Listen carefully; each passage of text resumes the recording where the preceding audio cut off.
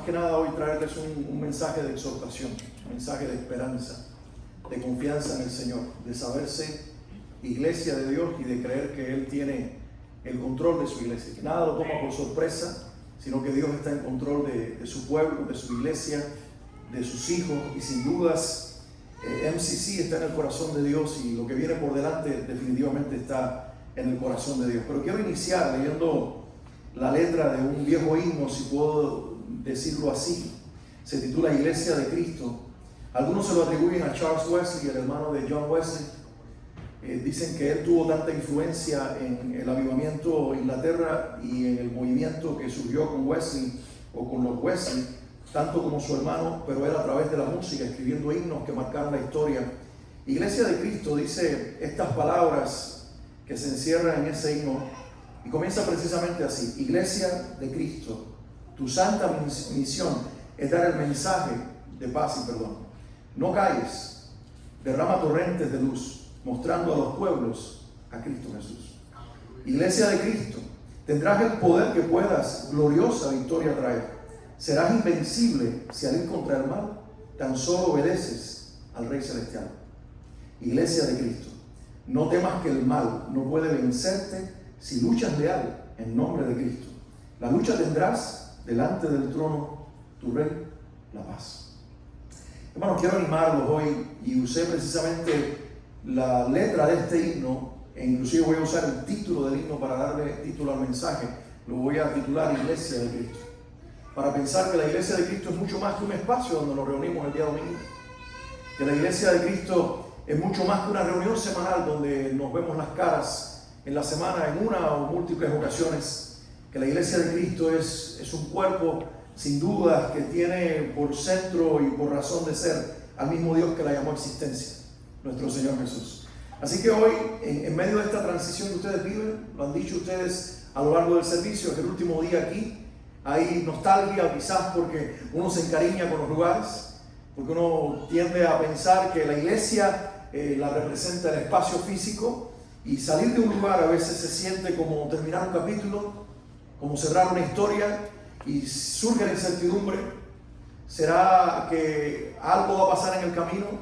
¿Será que no va a ser igual? ¿Será? Y surgen las tantas inquietudes que nos ponen a veces en dudas si miramos las cosas y las interpretamos desde ese ángulo. Pero si pensamos en una iglesia que Dios soñó antes que nosotros la soñáramos, si pensamos en una congregación que Dios ideó antes que nosotros la ideáramos, si pensáramos en un MCC que no nació en el corazón del pastor Darwin o el pastor Justin o el grupo inicial en el cual surgió, sino en una congregación que nació en el corazón de su Señor, en el corazón de su Maestro, vamos a llenarnos de esperanza y de saber que los espacios físicos no limitan la obra de Dios ni determinan el éxito de la obra de Dios, que es una persona invisible pero más real que cualquiera de nosotros, la razón de ser de la iglesia, y su nombre ustedes lo conocen, su nombre es Jesucristo. Entonces, en base a este mensaje, quiero hablar hoy de tres aspectos importantes que quisiera que ustedes llevaran en su corazón y que cada día, en los días por delante, en las semanas, en los meses de esta transición, se recordaran de ello. Voy a hablar acerca del fundamento de la iglesia, voy a hablarles de las columnas de la iglesia y voy a hablarles de la misión de la iglesia. Si una iglesia tiene clara cuál es su fundamento, cuáles son sus columnas que están establecidas en la palabra y cuál es su misión, la iglesia puede cambiar de lugar, puede cambiar de geografía, puede inclusive vivir distintas transiciones y seguir en pie, porque entiende cada una de estas cosas que el Señor establece en su palabra. Pero antes de entrar en ellas, yo quisiera que inclináramos un momento el rostro y tengamos un momento de oración y pidamos al Señor, el Señor de su palabra, que nos hable en los próximos minutos. ¿Les parece? Señor, estamos ante tu palabra y nos debemos a ella. Y yo no quiero, Señor, robarte el espacio a ti, sino ser un instrumento en tus manos para que, usando mis cuerdas vocales, mi voz, el tono de mi voz, mi vida, mi personalidad, mis pensamientos, las ideas con las cuales elaboré este mensaje, todo lo que en realidad tiene que ver con mi humanidad pueda someterse a tu persona para poder entregar a esta iglesia no un mensaje mío, sino tuyo. No una verdad humana, sino celestial, divina, eterna, y que la iglesia entonces pueda ser edificada. Padre, háblanos en este día. Que el Espíritu Santo que inspiró las Escrituras las vuelva a tomar hoy delante nuestro y depositarlas en nuestro corazón. Y mientras las leemos y las escuchamos, que las Escrituras puedan hacer arder nuestro corazón, aumentar nuestra fe e inspirarnos a creer en el proceso. Señor, nos presentamos delante de ti. Te pido que me uses a mí al hablar tu palabra, pero uses a tu iglesia al escucharla, al recibirla, y que ellos puedan atesorarla para que puedan, Señor, dar fruto a través de ella para la gloria de tu nombre. Todo esto te lo pedimos en un solo nombre, nombre sobre todo nombre, en el nombre de Jesús. Y la iglesia del Señor dice, amén. Y amén. Mis hermanos, primero quiero invitarles a buscar en la Biblia Mateo 16, 18. Es un versículo dentro del pasaje que leía el hermano Justin, y en él quiero profundizar y enfatizar quién es el fundamento de la iglesia. Es lo primero que les dije que quería compartirles en esta tarde de hoy, el fundamento de la iglesia. Y creo que ahí en Mateo 16, 18 Jesús lo dejó bien claro y lo hizo una afirmación poderosa que a cada uno de nosotros todavía nos inspira y nos bendice. Y la Biblia dice en este pasaje lo siguiente: y yo también te digo que tú eres Pedro, y sobre esta roca edificaré mi iglesia, y las puertas del Hades no prevalecerán contra ella. Es un solo versículo, pero cuánta verdad y cuánta revelación de Dios está aquí encerrada en estas palabras. Hay que entender el contexto. Lo leía nuestro hermano. Jesús lanza una pregunta, hace una pregunta a sus discípulos existencial: ¿quién dicen los hombres que soy yo? Y ahí viene la respuesta. Ellos dicen que eres Jeremías, que eres alguno de los profetas. Y Jesús les mira a los ojos y les dice que ustedes, y esto es más importante que la pregunta anterior, ustedes, ¿quiénes dicen que soy yo? Porque ya no es la gente. La gente tiene opiniones variadas. La gente puede ver a Jesús como un simple profeta, un maestro, pero Jesús mira a los que han estado con él justo 3 años y medio y les dice: ¿quién dicen ustedes que soy yo? Y me gustaría pensar que Jesús ha estado con ustedes por estos 3 años. Y les preguntan el día de hoy. Yo no pregunto qué dice el mundo que está afuera ahora celebrando la Navidad, comprando arbolitos y poniendo luces fuera de su casa, sino ustedes, mis discípulos, ustedes, mi iglesia, que por 3 años han caminado aquí en Coral Gables conmigo. ¿Quién dicen ustedes que soy yo? De ahí surge la confesión de Pedro, que Jesús más tarde, acabo de leer, le dice: no fuiste tú el que lo dijo, sino mi Padre que está en los cielos, el que te inspiró a hacer esa afirmación. Porque Pedro le dice: tú eres el Cristo, eres el Hijo del Dios viviente. Y Jesús lo mira y le dice: bienaventurado eres, Simón, hijo de Jonás, porque no te lo reveló carne ni sangre, sino mi Padre que está en los cielos. Y aquí llegamos al versículo 18 y dice: y yo también te digo. Aquí hay una segunda afirmación: yo también te digo que tú eres Pedro, eres una piedrita, pero yo voy a edificar mi iglesia no sobre una piedrita, voy a edificar mi iglesia sobre una roca. Y esta roca en la cual voy a edificar mi iglesia, las puertas de la muerte no podrán prevalecer contra ella. Ustedes saben que a lo largo de la historia, sobre todo el catolicismo romano, se dio la tarea de hacerle creer al pueblo cristiano que Pedro es la roca de la iglesia. Pero es obvio que Jesús está usando aquí un juego de palabras. Está diciendo Pedro, piedrita, piedrecita pequeña, y luego usa la expresión roca para comparar a una piedra pequeña, insignificante, sobre la cual no se puede edificar, para luego presentar una roca que es una roca sólida, sobre la cual se puede establecer un edificio que sostiene una estructura y que puede ser inclusive fuerte y a través del tiempo perdurable. Y Jesús lo que está diciendo es: no puedo poner mi iglesia o edificarla en las manos de un hombre, tengo que edificarla en mi propia persona. Pablo más tarde va a escribirle a los corintios, y usando esta idea de la roca le dice a los corintios lo siguiente: y bebían, el pueblo de Israel, haciendo una comparación entre Israel y la iglesia, y dice: y ellos, Israel, bebían de la roca, y la roca de la que bebían es la roca espiritual, la cual es Cristo Jesús. Pero esto no solamente fue Pablo el que más tarde da la idea de que Jesús es la roca, sino que llegamos a Pedro en su carta, y Pedro habla de una piedra angular, de la cual se sostiene todo el edificio, y nos habla a nosotros de ser ladrillos, piedras vivas en realidad, que forman parte de un edificio espiritual. Pero ahí en el centro, en la esquina, estableciendo el ángulo perfecto, presenta una piedra de la cual se sostiene ese edificio compuesto por ladrillos vivos. Y él dice: esa es la piedra desechada por los hombres, más escogida y preciosa. Esa piedra angular es Jesucristo. Mi hermano, el fundamento está claro, ustedes lo conocen. Yo simplemente vengo a recordárselos. El fundamento de MCC, de cualquier iglesia o congregación, es Cristo Jesús. No es un edificio, no es un lugar. Nos identificamos, nos encariñamos, añoramos los espacios, y las iglesias necesitan los edificios, pero por encima de los edificios, las iglesias necesitan a Jesús. El fundamento no puede ser una confesión. Algunos dijeron inclusive a lo largo de la historia que no es Pedro la roca, pero es la confesión que hizo Pedro. Él confesó a Jesús como el Señor, y en esa confesión la iglesia se va a sostener. Y aunque hay parte de verdad en eso, nuestra confesión sería vacía y no tendría sentido si no existiera alguien que es una roca. Cristo es la roca.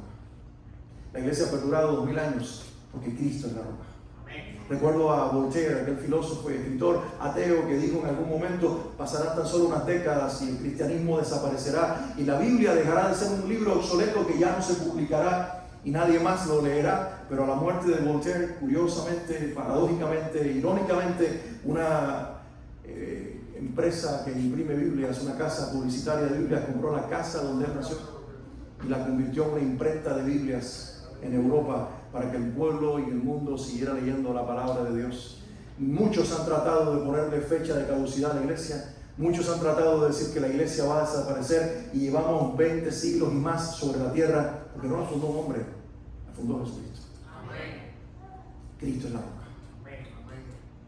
Y cuando ustedes salgan por esa puerta esta semana y recojan los instrumentos y ya no se sienten más en estos bancos y no prendan más estas luces y no estén más en esta localidad y no estén aquí, en este lugar que quizás es propicio y es bueno para las reuniones, no olviden que aunque cambiaron de localidad, de espacio, de estructuras y han entrado en un proceso de transición, hay una sola persona que le da sentido, existencia y que le da durabilidad a la iglesia. Se llama Jesucristo. Por lo tanto, nunca los pastores vamos a ser el fundamento de la iglesia. Algunas personas que no son conocedores de nuestra fe, que comienzan nuevas en la iglesia, a mí me ha pasado en mi congregación, se me acercan y me dicen: pastor, yo quiero saber su opinión porque usted es la cabeza de la iglesia. Y yo les digo jocosamente: yo soy el cabezón de esta iglesia, pero la cabeza es Cristo. No se confunda, yo no soy la cabeza de la iglesia. No es un cuerpo de líderes, no es un cuerpo pastoral, no es un cuerpo de diáconos, son estructuras que Cristo mismo estableció, son liderazgos en los cuales Él delega su autoridad, son posiciones reconocidas por la misma iglesia porque fueron establecidas por el Señor, pero ninguno somos el fundamento, porque el fundamento de la iglesia es Cristo Jesús. Nosotros honramos las denominaciones, algunos vaticinan el final de las denominaciones. Yo digo: ¿por qué tienen que desaparecer? Si tienen un porqué, una razón de ser. Pertenecemos a denominaciones, estamos afiliados a denominaciones, obviamente, pero entendemos que las denominaciones y sus credos no pueden estar por encima de nuestro Señor. Las confesiones de la historia cristiana no pueden estar por encima de nuestro Señor Jesús. La iglesia tiene un fundamento y el fundamento tiene que ser una persona y su verdad, su palabra, que lo da a conocer: Jesucristo. Entonces hoy, al salir de este lugar, salgamos inspirados en decir: ¿qué define mi fe? ¿Quién sostiene mi fe?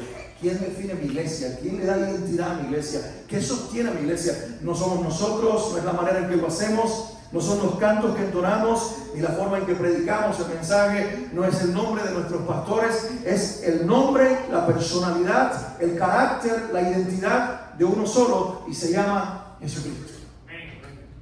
Se llama Jesucristo. Pero les dije que les iba a hablar también acerca de columnas de la iglesia, y quiero llevarlos un momento al libro de Hechos, versículo 42 del capítulo 2 de Hechos. Hechos 2:42. La iglesia nació el día de Pentecostés. 2 capítulos, o en este mismo capítulo, disculpen, capítulo 2, pero versículos anteriores, creo que el versículo 1 hasta el 4, fue el momento en que entró en la historia el Espíritu Santo de una manera única e irrepetible para llenar a aquellos creyentes y quedarse con la iglesia. Y hermanos, hasta ahora no se ha ido, el Espíritu sigue en medio de la iglesia.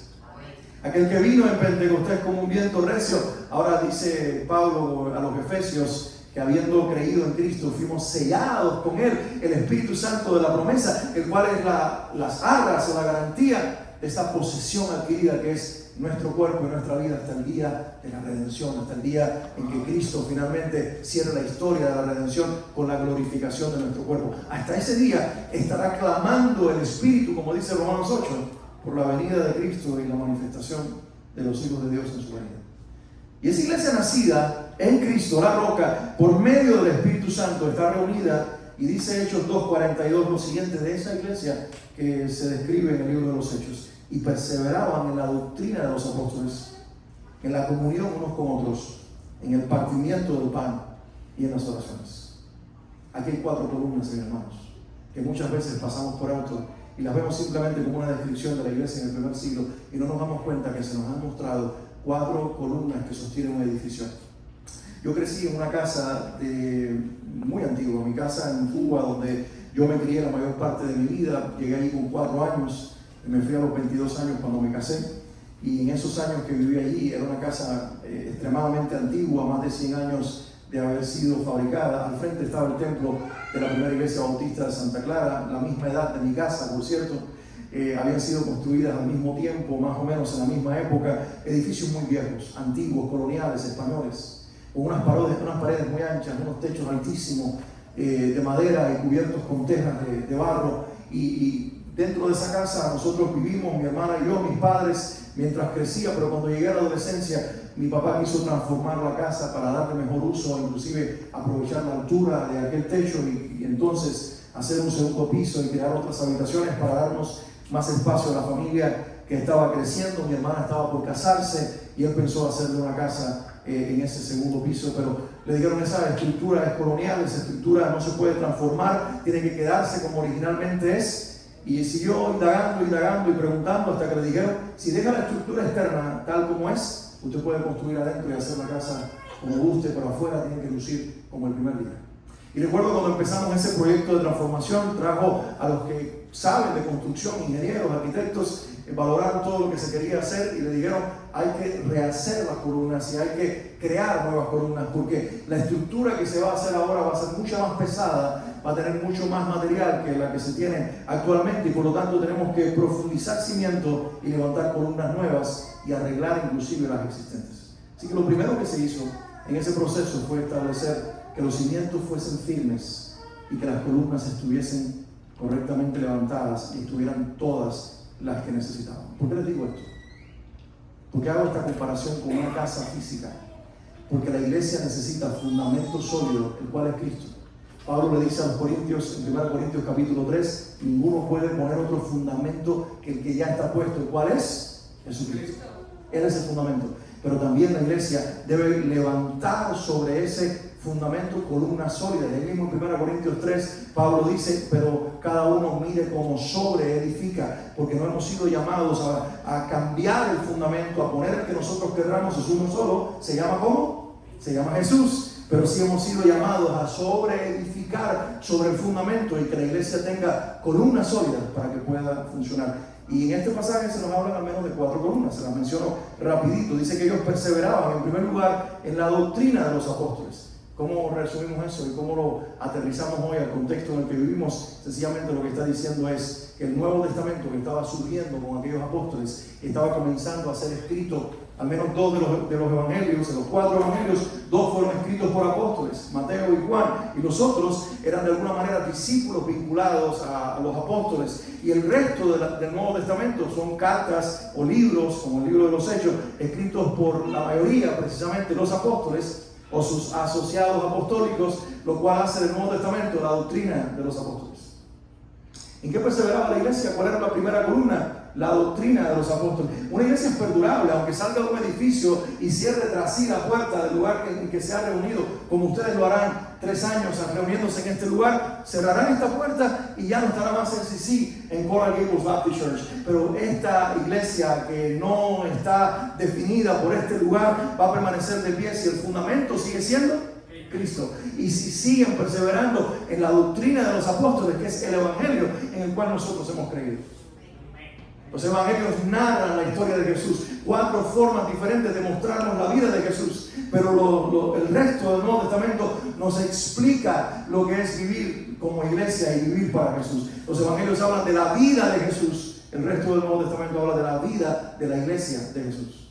Y en ambos nosotros tenemos una palabra que nos edifica y en la cual necesitamos perseverar. Sea una iglesia que cree la palabra, sea una iglesia que persevera en la palabra, sea una iglesia que levanta como columna la palabra de Dios, que pone a Cristo en el centro, que entiende que el fundamento se puede manifestar y revelar a su iglesia a través de su palabra, escrita, mostrada a través de las Escrituras, revelada a través de las Escrituras. Y cuando una iglesia tiene claro eso, una iglesia permanece de pie. Pero hay una segunda columna en este pasaje que quiero señalar, y es que dice que ellos no solamente perseveraban en la doctrina de los apóstoles, sino que también estaban perseverando en la koinonía, o usa la expresión aquí en español, la comunión unos con otros. Esta gente fue intencional, es decir, nosotros vamos a tener comunión. Nosotros no solamente vamos a estar reunidos en un lugar físico, sino que aunque no somos uniformes, vamos a ser unánimes, aunque no somos todos iguales, vamos a buscar la unidad de nuestra fe en la persona en común que nos une, en Jesucristo.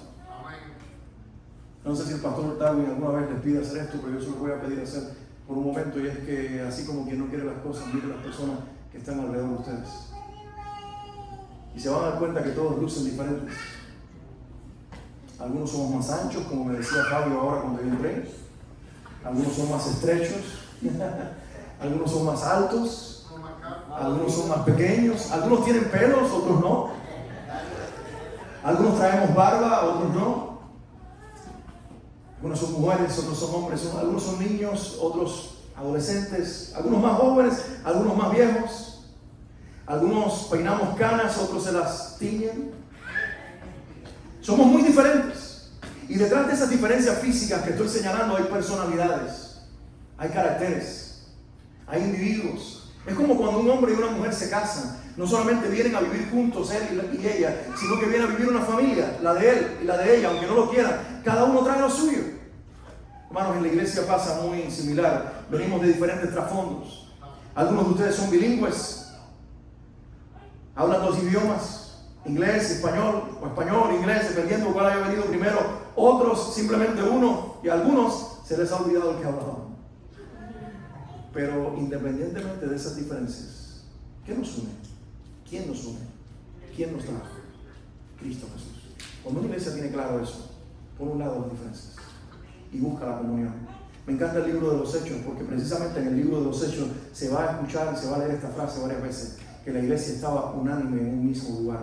No eran uniformes, hay una diferencia. Uniformes es cuando todos lucen iguales. A veces voy a algunas iglesias que me invitan y todas las personas hablan igual que el pastor. Y yo digo, no sé qué está pasando aquí, pero hay un proceso quizás de reproducir a una persona.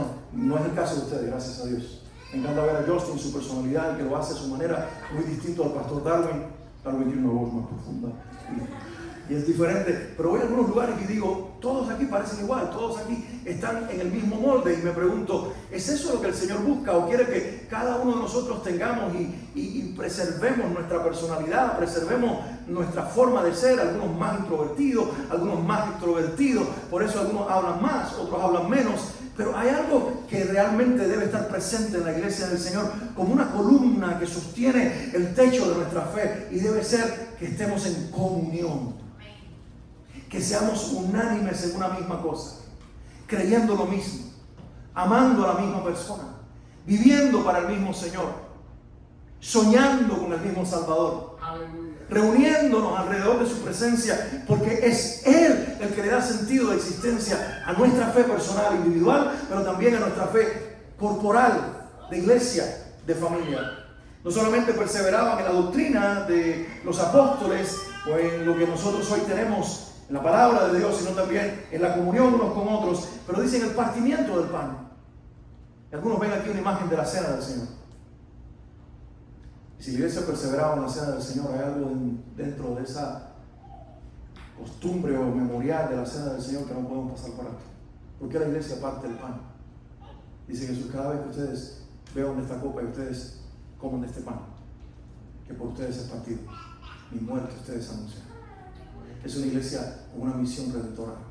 Es una iglesia con una visión clara de que su mensaje es redentor, de que no puede solamente pensar en sí misma, que todo el tiempo tiene que estar partiendo el pan que hemos comido para entregárselo a alguien que no ha creído, porque una iglesia va a permanecer viva en la medida que nosotros somos capaces de abrir nuestras puertas, no las físicas, sino las del corazón, para que quepa alguien más en el seno de la iglesia que antes no creía, pero que ahora puede venir a la fe, porque el pan lo partimos para que alguien más coma de esa porción que nos fue dada a nosotros como iglesia. ¿Se entiende?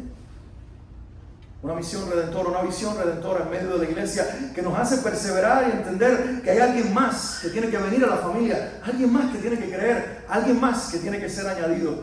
Y por último dice aquí el pasaje, y yo lo veo como una columna clave, dice perseveraban en las oraciones. Es una iglesia que ora unida, es una iglesia que permanece unida. Una iglesia que levanta un clamor en este tiempo que ustedes van a reunirse a las casas. Y nosotros hemos vivido esa transición en el pasado de poner las casas como el centro de nuestras reuniones entre semana. Y es muy lindo, pero a la misma vez se crea una añoranza de aquel que veían el jueves y que ahora no pueden estar todos en la misma habitación y tienen que repartirse al menos en 3 casas. Y hoy no está fulano y no está ella y no está él. Sí, pero están en otra casa. Y es necesario que en algún momento cada uno en las casas oren los unos por los otros grupos de sus reuniones, por los otros hermanos que solamente ven el día domingo y algunas veces se llamen entre semana y digan vamos a orar juntos. Simplemente te llamé para saber cómo estás, pero para tener una oración juntos y calentarnos el alma y que sepas que no estás sola, que no estás solo, que el Señor está con nosotros, que seguimos siendo la misma iglesia. Es tan simple, es tan básico, es tan sencillo, pero si la iglesia lo entiende y lo practica, es una iglesia que permanece a través del tiempo. Ahora, quiero también dejarles esto, y es, ¿cuál es la misión de la iglesia? Y si ustedes son buenos siguiendo la pista, saben que hablé de 3 cosas que le iba a mencionar, estoy a punto de mencionar la tercera, lo cual es una muy buena noticia para algunos, sobre todo aquellos que desean comer algo al salir del servicio. Estoy casi cerrando el mensaje.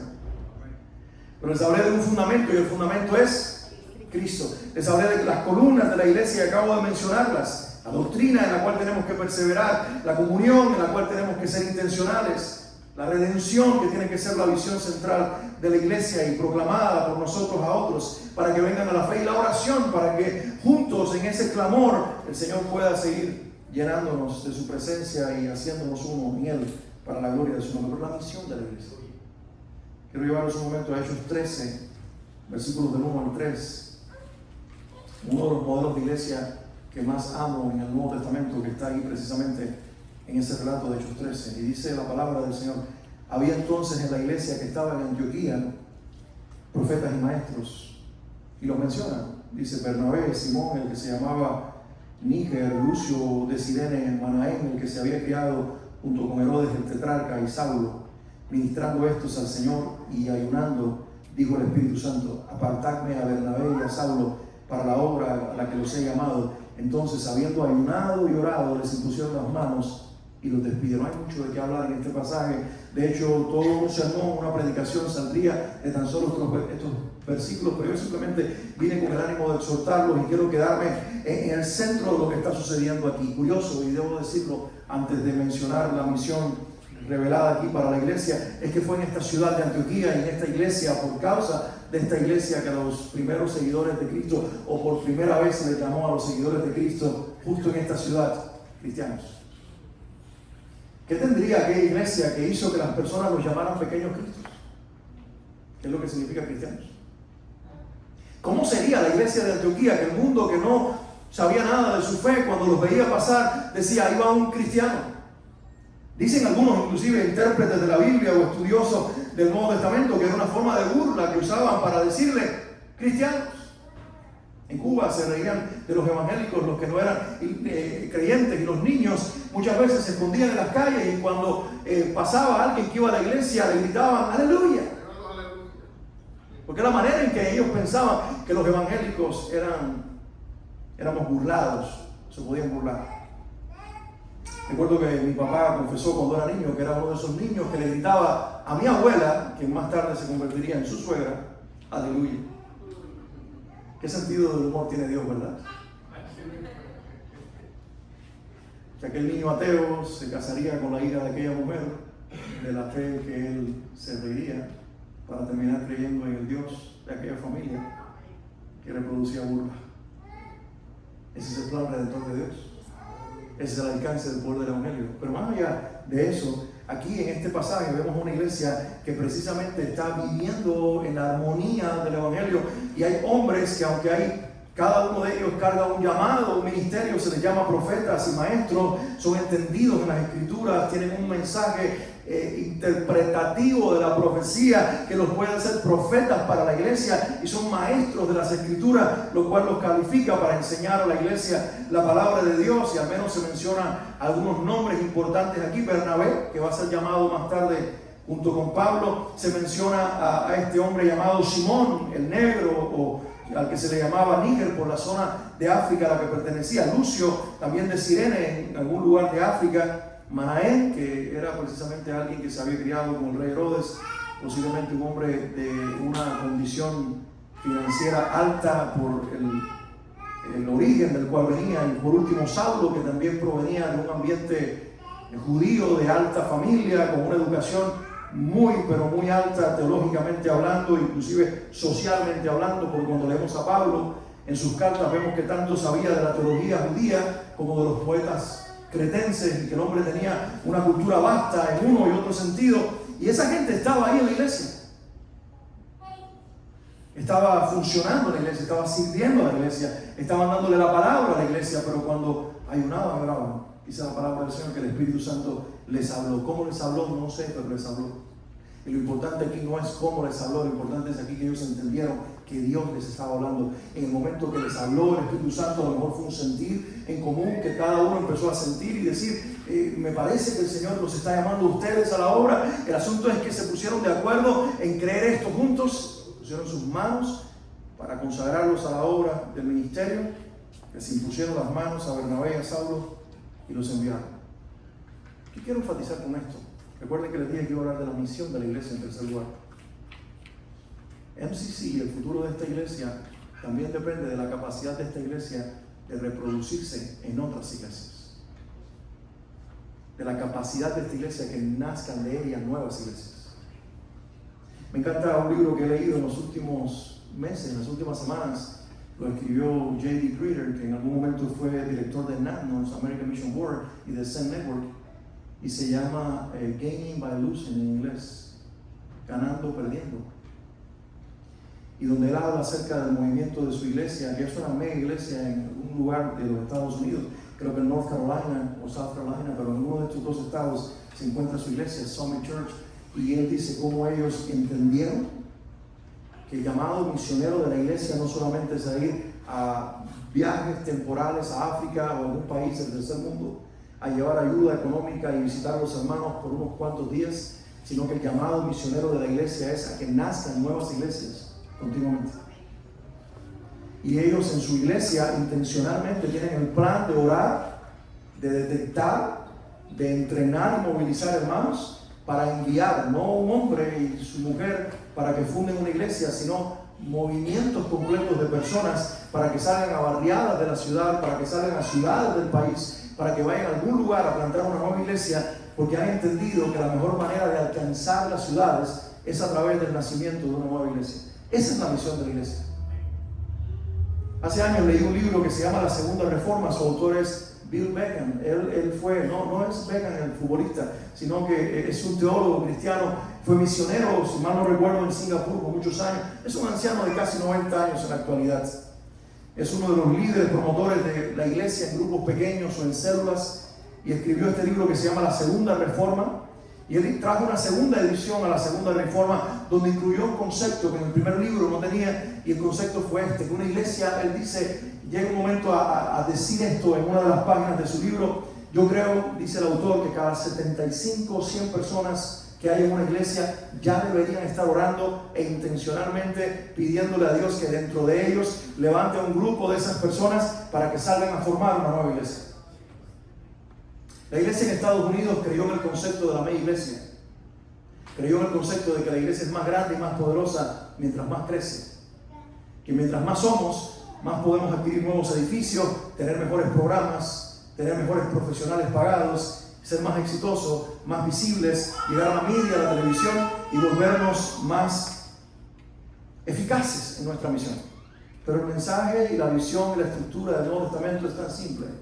Y es que gente común y corriente, pero llena de Dios, que cree el Evangelio al 100%, que tiene como fundamento al Señor y que está firme en Él, se llenan de una pasión por el mundo en el que viven que no se amarran a los bancos de su iglesia, sino que le dicen: Señor, somos capaces de desarraigarnos de la gente que amamos con tal de que nos envíes a una barriada, a un lugar, a algún sitio de la ciudad donde alguien necesita que allí una iglesia comience a brillar.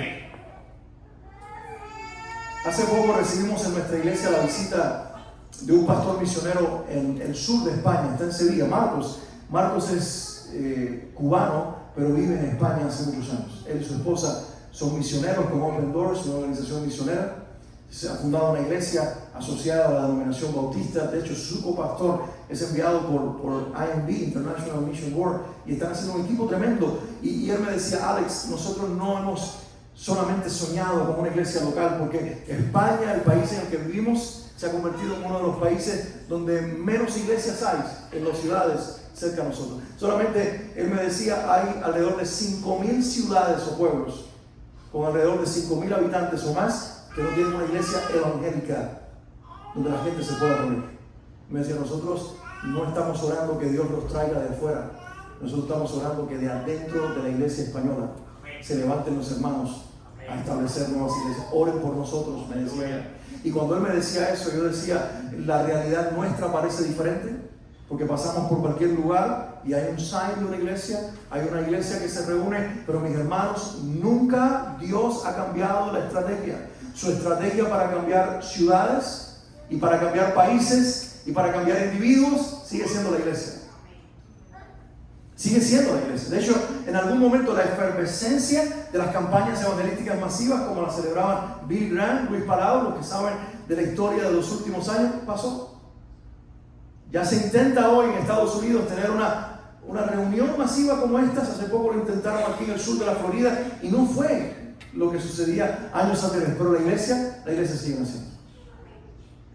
Lo que quiero decir con esto es que un método tan simple, pero tan estratégico, puede cambiar la cultura de una ciudad y la historia de una ciudad con el poder del evangelio en personas comunes, sin nombres, anónimos, pero llenos del poder de Dios.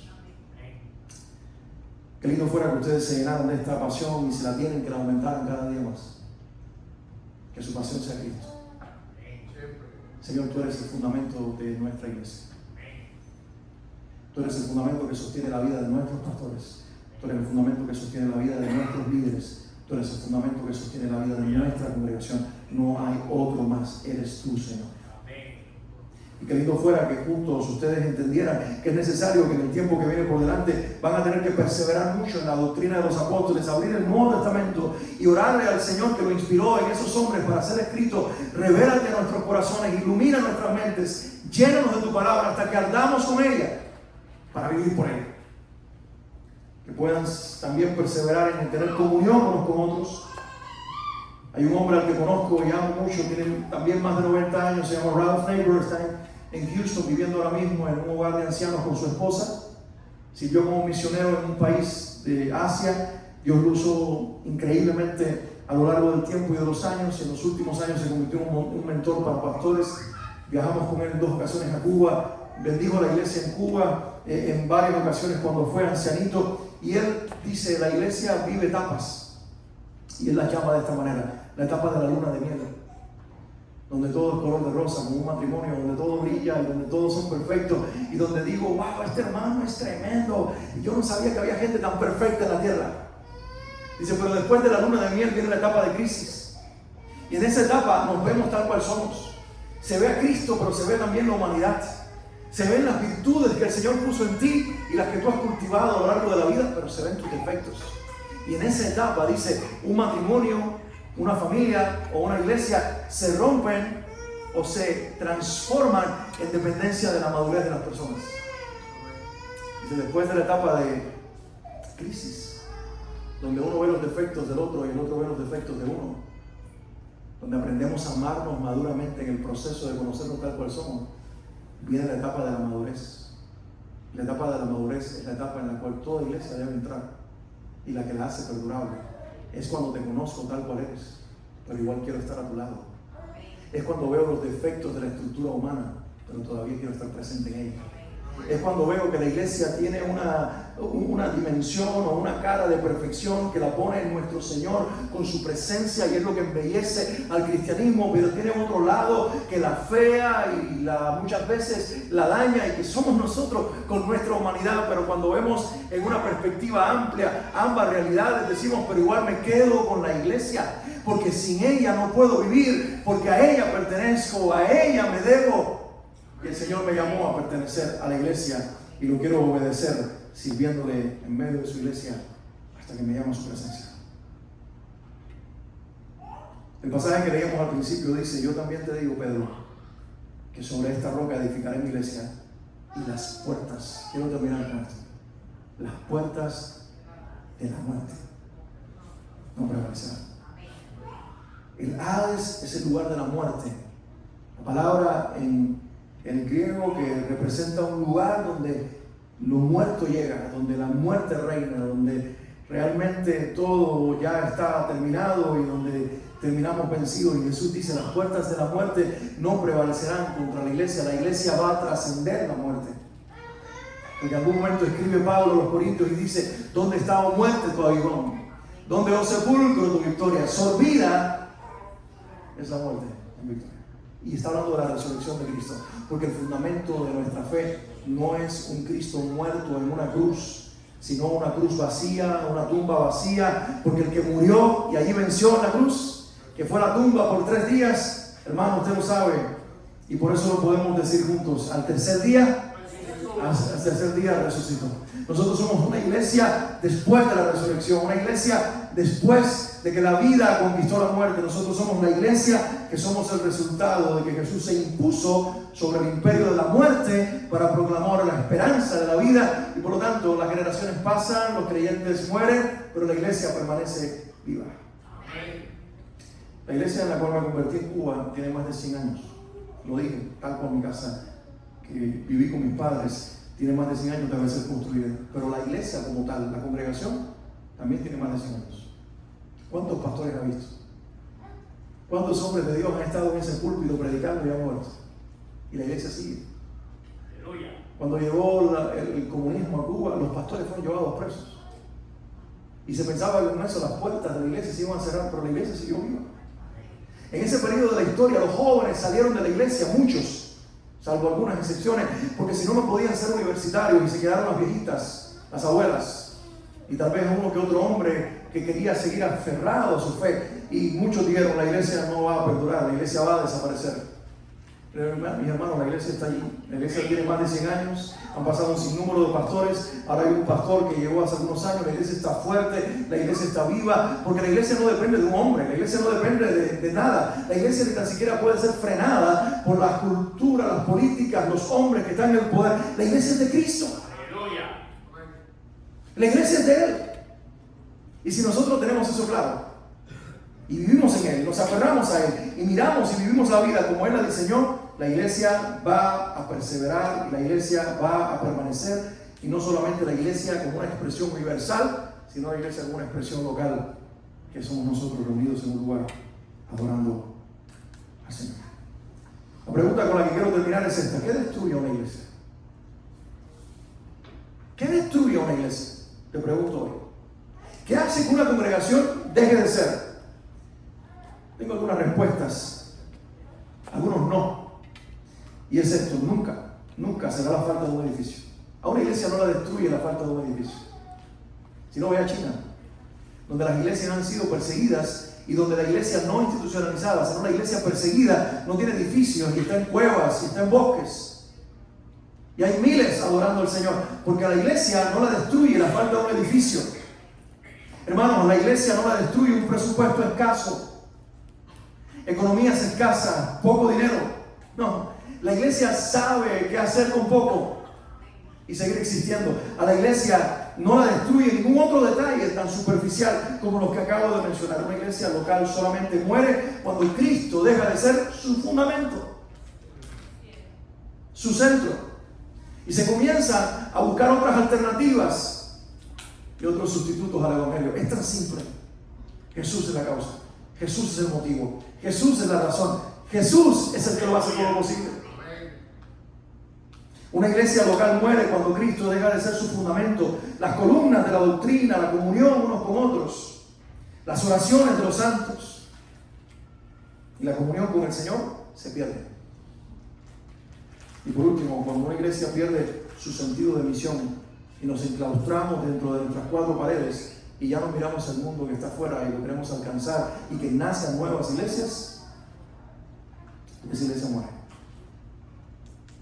¿Sabes que puedo mirar y decir, si Dios llamó a Justin,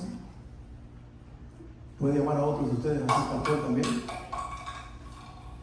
Y así como Él lo hace bivocacionalmente mientras realiza su trabajo, seguir con un corazón llamado por la iglesia, y Dios puede llamarlos a otros para que se levanten y digan, Dios también me está llamando a mí. Pero tal vez tu llamado no sea para quedarte dentro de la congregación dándole ahí la mano al pastor Darwin y compartiendo con él, sino para ser enviados hacia afuera y plantar nuevas iglesias. Y eso bendecirá tanto a él, sí, como quedarse dentro. Porque no se trata de nuestra visión, de nuestro llamado, se trata de lo que Dios quiere hacer con su iglesia. Quiero terminar. Esta semana saldrán de este edificio. Y quizás si lo miramos humanamente y emocionalmente, nos podemos entristecer. Pero puedo pedirles algo. No sea una iglesia emotiva. Porque la iglesia emotiva se encariña con lugares. La iglesia emocional se siente de acuerdo a circunstancias y espacios. Sea una iglesia de fe. Y la iglesia de fe no necesita sentir para vivir bien. Necesita creer las Escrituras. Nuestra fe no se sostiene en lo que está propicio ni en lo que está bien. Se sostiene en lo que su palabra ya dijo y es verdad. Y si la iglesia no depende de un edificio, de una estructura física para ser, salgan con la cabeza en alto, el corazón lleno de esperanza y fe, con alegría, porque salen de la mano, unidos, amándose, queriendo estar juntos y perseverando en servir a Cristo y ser usados por Él para la gloria de Dios en esta ciudad. Déjense sorprender por un Dios que usa una iglesia en circunstancias de crisis, cuando la iglesia cree que ella no existe por causa de un lugar, sino que ella existe por causa de su Señor. Y Él les va a sorprender. ¿Qué tal si se ponen de pie un momentito y me permiten orar por ustedes un momento?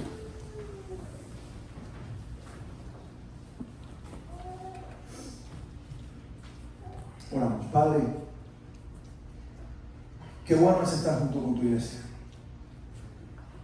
Qué bueno es ser tu familia, Señor. Señor, somos tu familia porque en primer lugar tu palabra nos dice que tu Espíritu vino a nosotros para que en Él y por medio de Él podamos llamarte a ti, Señor, Padre.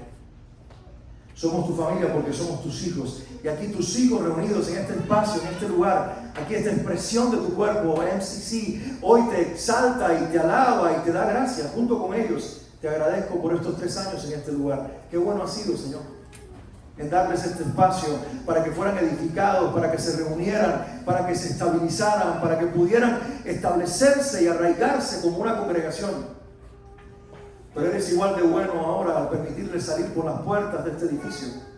Porque les estás recordando que lo que los une y quien los une no es un lugar, es una persona y eres tú, Señor Jesús. Por favor, que esta iglesia no interprete esta temporada desde las emociones que producen tristeza y nostalgia y sentimientos que deterioran. Que esta iglesia interprete esta temporada desde la soberanía de un Dios al cual nada toma como sorpresa, sino que orquestó todas las cosas para el bien de tu pueblo y para la gloria de tu nombre. Déjalos ser sólidos en la fe, dependientes de las Escrituras y capaces de entender que el fundamento eres tú, Cristo, y que si permanecemos arraigados y cimentados en ti, las puertas del Hades no prevalecerán. Sostenga a mis hermanos, anímalos, llénalos de visión, de esperanza y úsalos en esta ciudad para la gloria de tu nombre. En el nombre de Jesús. Amén.